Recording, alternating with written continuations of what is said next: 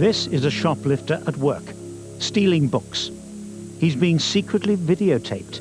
He has no idea he's on camera. At first glance, bookshops wouldn't appear to be particularly prone to theft, not in any major way at any rate. But that's not true. Books are expensive, some much more than others. This one, for example, £50. And this major bookseller became worried about the number of books disappearing from their shelves. So they decided to put in hidden cameras, not to catch the shoplifters to begin with at any rate, but to see how they were stealing, what tricks they were using. The results were spectacular. One of the ways in which I was able to convince our people that we either did or didn't have a problem in a store was to introduce the use of covert cameras. We're using our cameras to give ourselves inside information as to how best to counteract the problem. I would rather prevent people stealing books than to actually detect them. Obviously we want to detect them if they've done it, but prevention has got to be the thing. Now, covert cameras themselves, we've installed them in various places within our stores where in the past we've had this perception of a problem. When we actually viewed the video footage that we'd taken with our covert cameras, whilst I could say that from my background as a police officer, I'm not really shocked at what I see these days, but I must say that in this instance, some of the scenes that we saw took me by surprise. The magnitude of stealing by some people was almost sort of beyond comprehension. Shoplifters seem to use all sorts of different ways and modes to get their books out. I mean, here you've got an example of a guy that come in. He actually had a list of what he wanted. He was shopping, but not shopping to the point of buying. He was shopping, stealing. And here you have him selecting the books that he wants and then putting them inside his coat and making good his exit from the store. Then you have the other guy who, again, uses his own briefcase. He picks up the book that he wants, he puts it inside the briefcase, covers it up with his Mac, and then disappears quite nonchalantly as if he's never done anything wrong in his life. Every sort of book thief seems to have his own way of doing things. I mean, here we are in the middle of summer, and yet he's got one of the biggest jackets you've ever seen on. But nevertheless, he's got it on for a purpose. He's got it on so that he can hide books under it. It's down the back of the trousers, and away he goes. And as a result of what we found on those video recordings, we've been able to take remedial action where it's necessary. One of the things that was brought to my attention was the lifts. We have lifts in most of our stores now, but of course a lift being an enclosed area does present the ideal environment for people to steal books. And as a result of that, we've actually put covert cameras in the lifts. We've got an instance here of a girl who obviously brings her own bag, and as soon as the doors are closed, she then attempts to place the books in the bag. I suppose from the funny side of it, can't make it the first time and has to make a second ride in the lift to actually carry out the taking of the books. You have another example here. I mean, and it's obvious the man has come prepared to steal because he brings his own Dylan's bag with him. And I find that even more annoying. He takes the book to the lift, and as soon as the lift doors are shut, bang, it's in the bag, and away he goes. Not only does this thief have a bag from the store, he also pulls from his wallet a credit card and receipt to give ground floor staff the impression he'd already paid upstairs. Without the evidence of the video, it's very difficult to establish whether, when that man walks out of the store, whether he's paid for the book or not. Here you have an example of really somebody who has reached the pinnacle in book stealing. He comes in with an empty holdall, not just a small holdall, a large holdall. He then systematically goes around the store collecting all the books that he wants and placing them in his bag.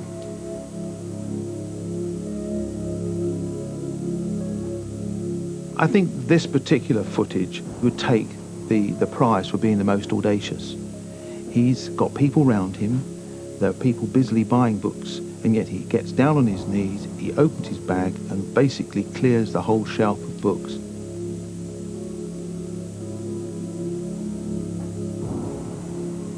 Those thieves have not yet been caught, but they will be virtually every time if a new development is incorporated into the manufacture of books. This store wants to see book publishers put a wafer-thin, high-tech metal strip like this one into every book they make. One of the major steps within the book industry has been the introduction of tagging. Now, it's become almost commonplace within the stores in the high street these days that when you go in, you see the pods at the beginning of the doors. Up until, 3 years ago, certainly within the book industry, it was felt that it wasn't really necessary. We place a tag, it's a magnetic strip, in each of the books. When the book is then bought, the book is deactivated at the till point. The advantage of tagging is that if a book is then stolen and is not de-tagged as it goes out of the store, it means it sets the alarm off, which then alerts the staff to the fact, the potential that that book has been stolen. At the moment, they are actually put in manually by our staff within the store. And what we're ideally looking for now is for the industry, the printers, the publishers, to go forward with us and to bring in what we call source tagging, in other words, putting the tag in at the point where the book is made. So it stays there for the whole life of the book. It can't be seen, it can't be detected. That has got to be the ultimate. Closed-circuit television really started its crime-fighting life in department stores to catch the shoplifters who were stealing millions of pounds worth of goods. This is one of the biggest stores in Britain. It also has at the moment one of the most sophisticated surveillance camera systems in the country.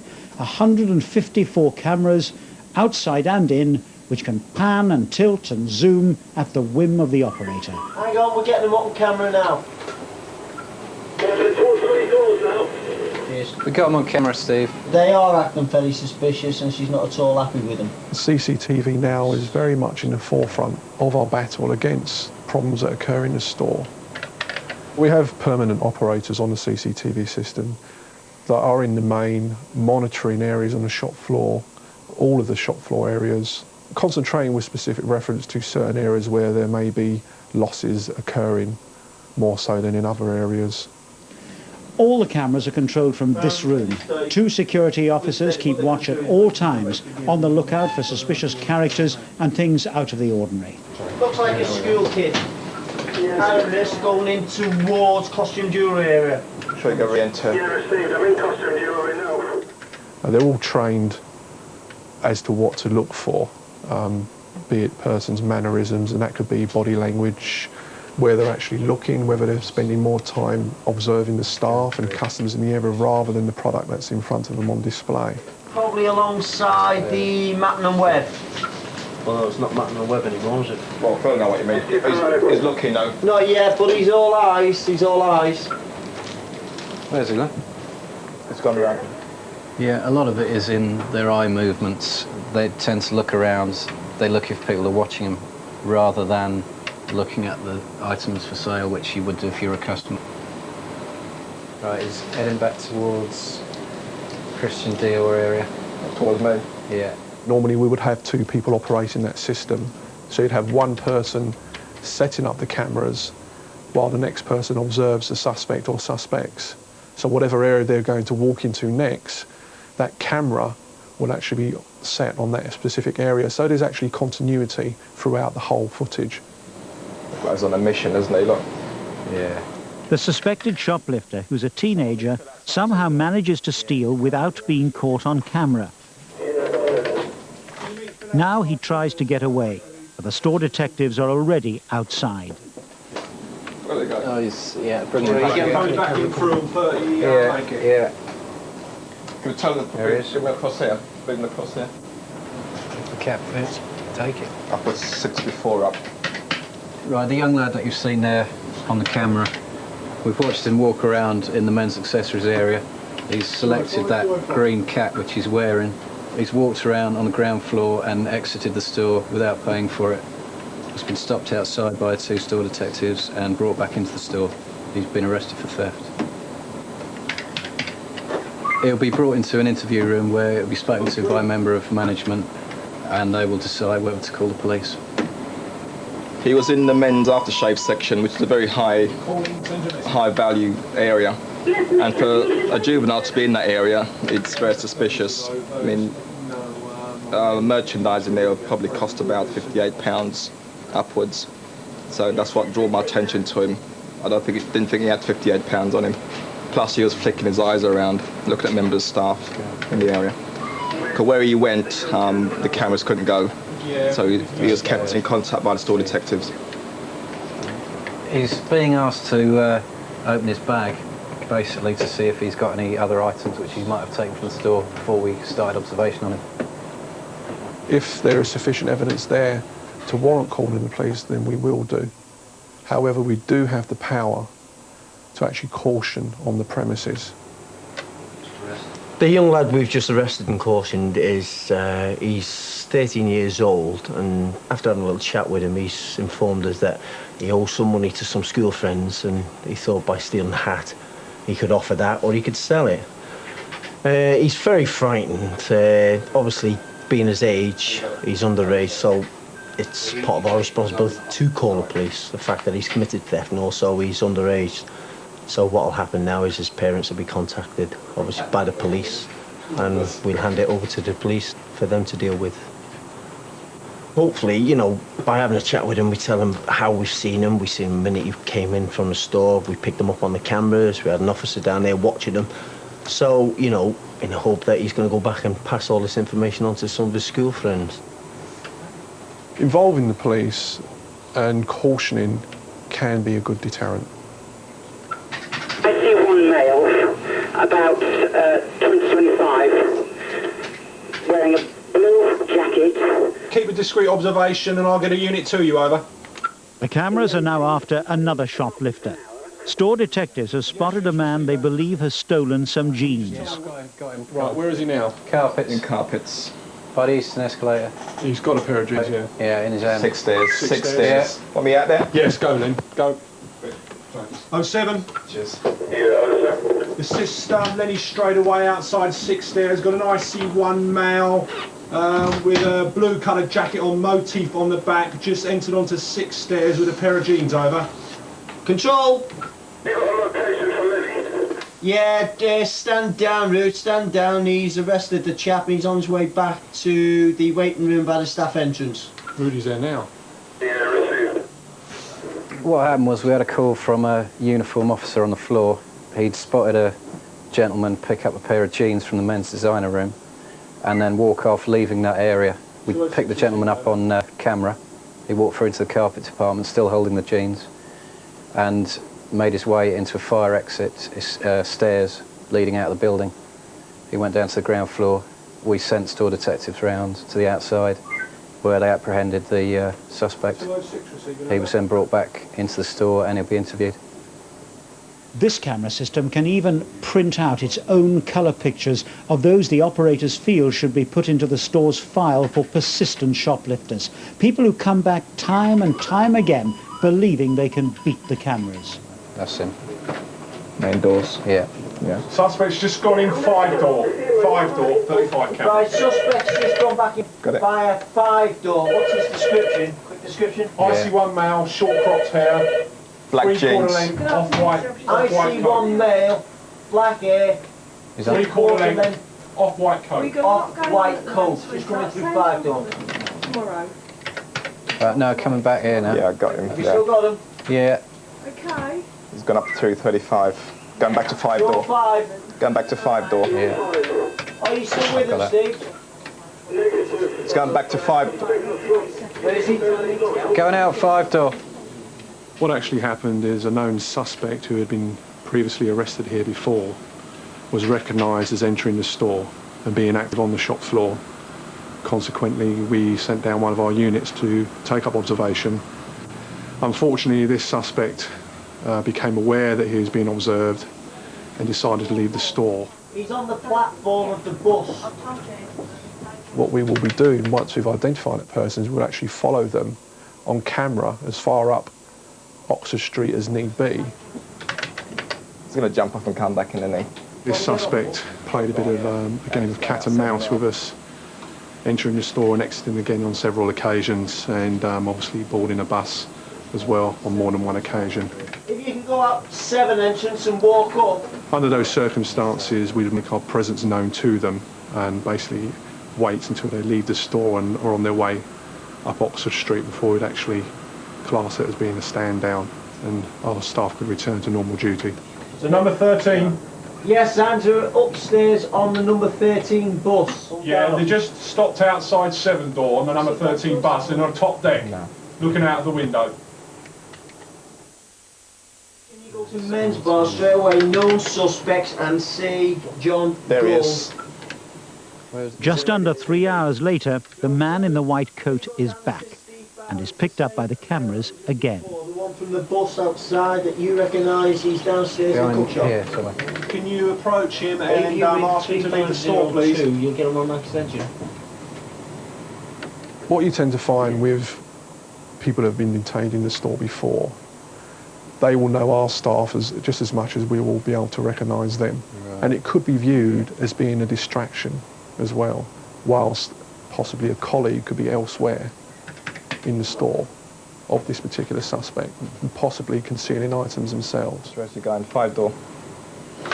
Sorry, what are you saying? Security? The reason why we're bringing him up, he's playing a cat and mouse game with us from earlier on, and he'll continue to do so if we don't have a little word with him. And he's been banned before, so we're in our rights. The 2 units I'm assisting has taken him up to the arrest room down the end. There a manager will be called. After a few minutes in the arrest room, the man in the white coat agrees to leave the store. No formal charges were brought. Not every retailer can afford sophisticated CCTV systems. Here in Northampton, the owner of this china shop turned to his own video camera to fight crime when he realised valuable plates were being stolen. We were alerted to the thefts of these plates very simply by the fact that the shelves appeared to be missing some plates every 2 or 3 days.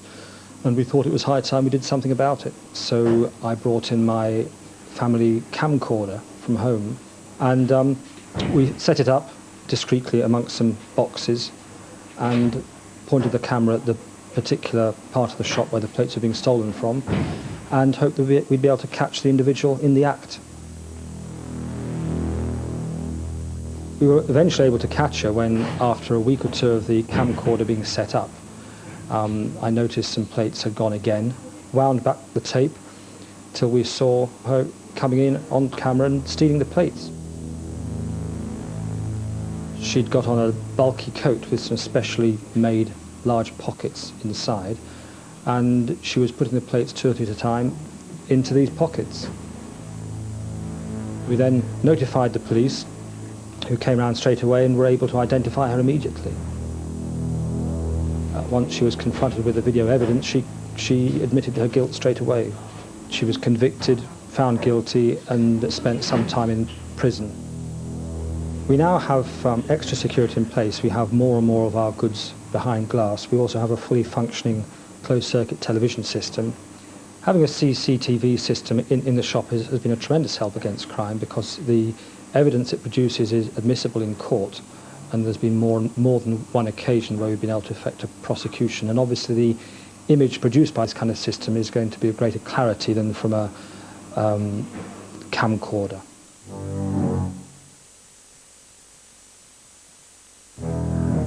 When exotic fish like these began to go missing, the owner of this aquatic store in Bedford decided to try and catch the thief on tape. All Keith Todd knew was that his persistent fish thief had found a way in through the back. When we first noticed that there was a break-in on the back fence, we did check round, but because you can't get into the inside of the building, any damage that was being done or anything that was being taken purely and simply from the outside. If we was busy on the weekend, one wouldn't necessarily know what stock you had left out on there on a Monday or Tuesday. So you couldn't really tell what was going, but you knew something was happening because the fence had been snipped through on 4 separate occasions. It was at that stage then we decided to borrow some amateur recording equipment, rigged it up in an appropriate position on the outside and waited. And then the following morning, the fence had been cut again. And the rush to get to the video recorder to see what was on it was just unbelievable. It was like a stampede. When we looked at the tape couldn't have been clearer. It was like the person was standing 4 feet away from it. The thief appeared at the back doors, hovered about for a while, looked around 2 or 3 times, then approached the back fence, cut the wires through the fence.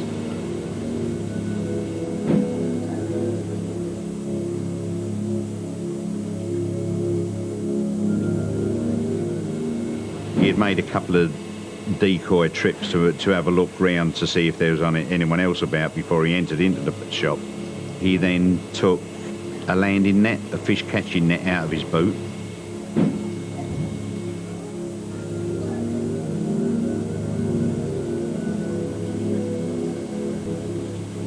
Disappeared round to the back where the holding tanks are. He was there probably 2-3 minutes and returned again with his landing net, a large polythene bag with a 200-pound Japanese koi in it. Collapsed the net down, put it in his boot, put the fish on the back seat and drove off. Obviously in the morning the topic of conversation was based around the robbery. And lo and behold, one of the members of staff came into the office and said that the thief was in the shop. He had actually come in to buy some repair paste to put onto the fish. We didn't want to lose another sale, so we let him pay for his repair paste first. I went out then and said to the customer, he's a pretty regular guy, he's been in 2 or 3 times before, and said to him that we've just had a new video come in about fish and would he like to see it? So, yeah, sure, why not? So he came into the office. We switched the video on and there he was in the same clothes standing at our back gate cutting the wires. So we performed some sort of citizen's arrest. We detained him in the office. My partner then came outside, phoned the police, and within 2 or 3 minutes the police arrived. The fish thief spent 2 weeks on remand. He was made to pay £200 compensation and £45 costs. The small retailers do suffer disproportionately from certain types of crime. They don't have the resources to employ security guards or store detectives, and there are disproportionate risks for certain sectors of the industry.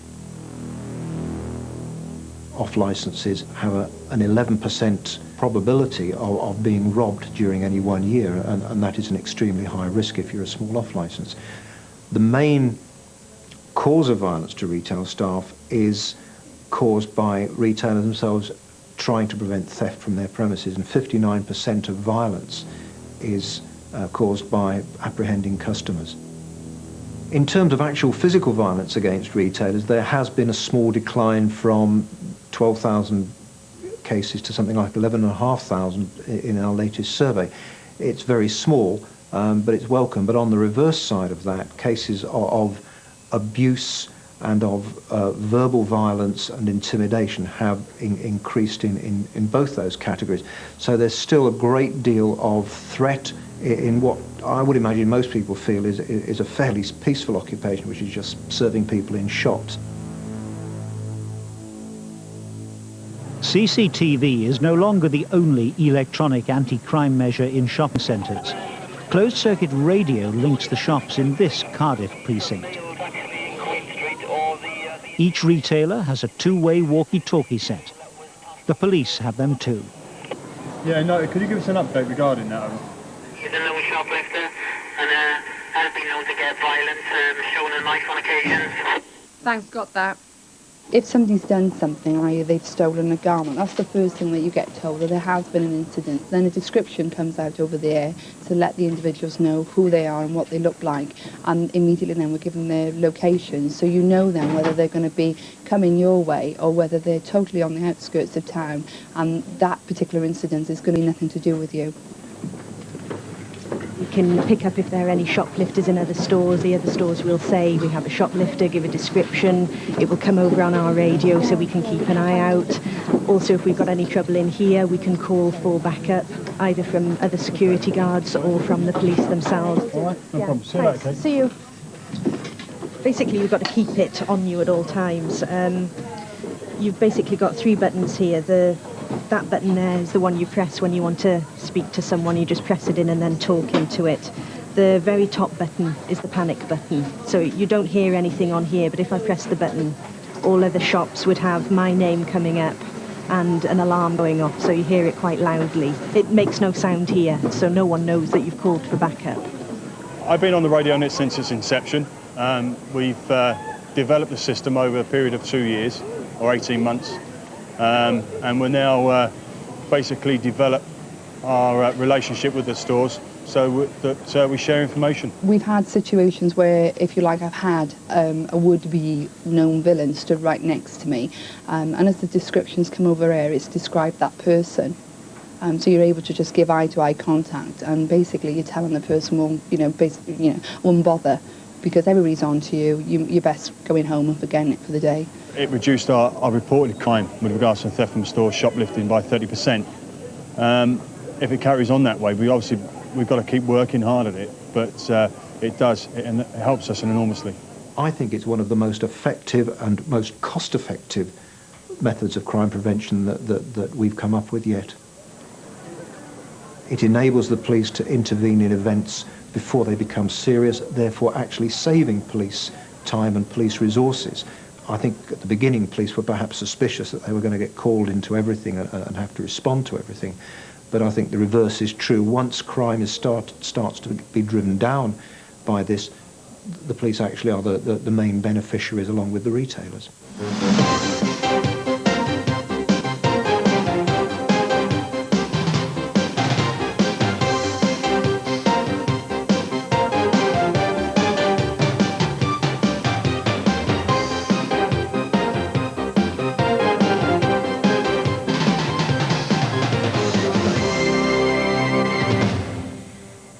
If you want to know more about crime...